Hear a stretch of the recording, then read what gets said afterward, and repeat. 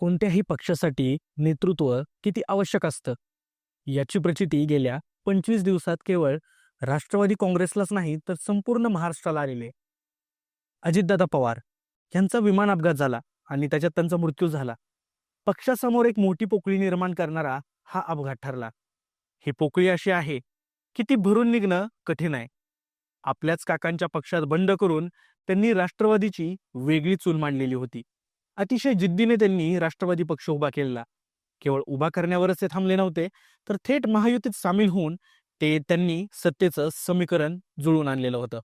पण अचानक झालेला त्यांचा हा अपघात आणि त्यात झालेला त्यांचा मृत्यू यामुळे आता राष्ट्रवादी काँग्रेसची नौका वादळात सापडलेली आता दिसते. नेतृत्वाचा अभाव आणि भाजपचा वाढता चाललेला प्रचंड दबाव यामुळे नाकातोंडात पाणी जाऊन गुदमरलेल्यासारखी पक्षातील आमदारांची अवस्था झालेली आहे. आज परिस्थिती अशी आहे की कोणालाही काहीही बोलता येत नाही. पण परिस्थिती अशीच राहिली तर पुढे काय होईल याचा अंदाज प्रत्येकालाच आलेला आहे. दोन्ही राष्ट्रवादीचे विलिनीकरण झालेले नाही तर भाजप अगदी सहजपणे अजितदादांची राष्ट्रवादी संपवून टाकेल की काय ही भीती 41 आमदारांना आहे. एकतर अजितदादा पवार नसल्यामुळे आता पक्षाकडे सक्षम नेतृत्व उरलेलं नाही, तर सर्वसमावेशक नेतृत्व असेल तरच पक्ष टिकतो. पण अशी स्थिती आज तरी दिसत नाहीये. सुनेत्रा पवार यांना उपमुख्यमंत्री पदासाठी बसवलं गेलंय. असं असलं तरी सूत्र सगळी भाजपच्याच हाती असणार आहेत हे स्पष्ट दिसतंय. सुनेत्रा पवार स्वतःचे नेतृत्व सिद्ध करतीलही, पण पक्ष सांभाळताना ज्या कसरती कराव्या लागतात आणि पक्षावर आपली पकड कायम ठेवावी लागते ते त्यांना जमेल का याची शंका राजकीय विश्लेषकांना आहे. राष्ट्रवादीच्या राष्ट्रीय अध्यक्षपदाची धुरा कोणाकडे द्यायची याची जेव्हा चाचपणी पक्षांतर्गत करण्यात आली त्यावेळी 35 आमदारांनी सुनेत्रा पवार यांनाच अध्यक्ष करावं असं म्हणत लेखी संमती दिलेली होती. पण ज्या 6 आमदारांनी त्यांना पाठिंबा दिला नाही ते नेमके कोण आहेत आणि त्यांनी का संमती दिली नाही हेही आपल्याला पाहावं लागणार आहे.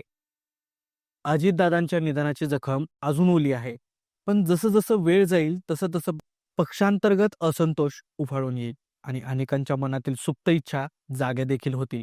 त्यामुळे आज राष्ट्रवादी काँग्रेस पक्षातील केवळ आमदारच नाही तर नेते देखील, कार्यकर्ते देखील शरद पवारांकडे पक्षाचं नेतृत्व द्यावं आणि दोन्ही राष्ट्रवादीचं विलिनीकरण करण्यात यावं यासाठी आग्रही आहेत. आज परिस्थितीत कोणी उघडपणे तसं बोलत नाही, पण जसं जसं वेळ जाईल तसं तसं ही मागणी जोर धरायला लागते.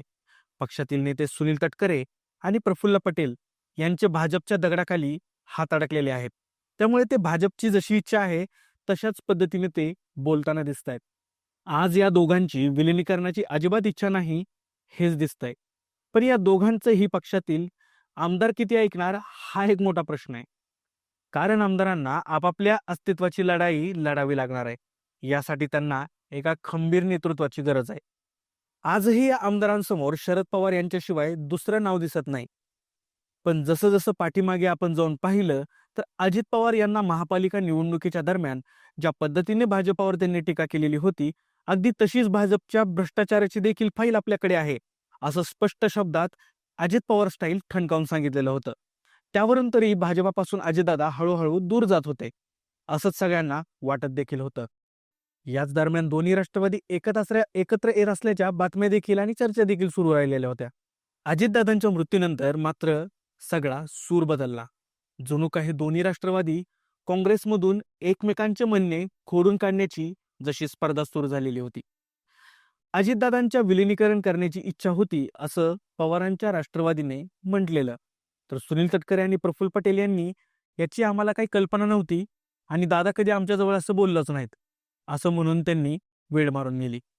अजितदादांचा मृत्यू हा घातपात आहे असा संशय व्यक्त झाला की पटेल तटकरेंनी लगेचच याचा तपास सुरू केला आहे असंच म्हणायचं. अजितदादांचा मृत्यू हा घातपात आहे असा संशय व्यक्त झाला की पटेल आणि तटकरेंनी लगेच याचा तपास सुरू आहे असं म्हणायचं. आमदार रोहित पवारांनी पत्रकार परिषद घेऊन दादांच्या मृत्यूवर संशय व्यक्त केला की पटेल तटकरेंनी लगेचच रोहित पवारांना अजितदादांची जागा घ्यायची आहे असं म्हणायचं. गेले 25 दिवस हाच कलगीतुरा सुरू होता आणि हा संपूर्ण महाराष्ट्राने देखील पाहिलाय. यांनी काही म्हटलं की लगेच ते खोडून काढण्यासाठी पटेल आणि तटकरे हे तयारीतच बसलेले आहेत असंच चित्र सध्या दिसतंय. अजितदादांचे सुपुत्र जय पवार विमानातील ब्लॅक बॉक्स जळूच शकत नाही असं म्हणत या सगळ्या तपासावर आता खरा संशय व्यक्त केलेला आहे. तेव्हा मात्र तटकरे आणि पटेल यांना काहीच बोलता आलेलं नाही. या सगळ्या पार्श्वभूमीवर आता अजितदादा जाऊन 25 दिवस लोटल्यानंतर राजकीय समीकरणे झपाट्याने बदलत असल्याचं दिसू लागलेलं आहे. यात सगळ्यात महत्वाचं कारण ठरलं आहे ते रोहित पवार यांनी घेतलेल्या पत्रकार परिषदा. रोहित पवार यांनी तटकरे आणि पटेल यांच्यावर थेट संशय व्यक्त केला आणि अजितदादांनी विमानाने जावे यासाठी काही डाव आखला गेला होता का, असा सगळ्यात मोठा प्रश्न उपस्थित त्यांनी केला. त्यात सुनील तटकरे यांच्याशी चर्चा करण्यासाठी त्या दिवशी उशिरापर्यंत अजितदादा मुंबईत का थांबले होते, याच दरम्यान पटेल यांनी फोन केला आणि त्यामुळेही दादा फाईलवर सही करण्यासाठी थांबलेले होते, असे म्हणत रोहित पवार यांनी पटेल आणि तटकरे यांना कटकऱ्यात उभे केलेले आहे. विलनीकरणाच्या विषयावरही या दोघांनी थेट विरोधी भूमिका घेतलेली असल्याचं चित्र दिसतंय. सर्वात आणखीन एक महत्वाचा मुद्दा म्हणजे शरद पवारांच्या राष्ट्रवादीतून अजितदादांच्या विमान अपघाताची सखोल चौकशी करण्यासाठीची मागणी आक्रमकपणे पुढे येत असताना पटेल आणि तटकरे यांनी मात्र अशी आक्रमक भूमिका का घेतलेली नाही, असा सवाल राजकीय वर्तुळातून व्यक्त होताना दिसतोय. आता या सगळ्या बाबी पाहिल्यानंतर अजितदादांच्या राष्ट्रवादीचा वार आता भरकटलेला आहे हे स्पष्ट दिसतंय. त्याला किनाऱ्यावर सुरक्षित आणण्यासाठी एका आता खंबीर नेतृत्वाची गरज आहे. ते नेतृत्व कोण असावं, तुम्हाला काय वाटतं हे आम्हाला कमेंट्समध्ये नक्की सांगा. धन्यवाद.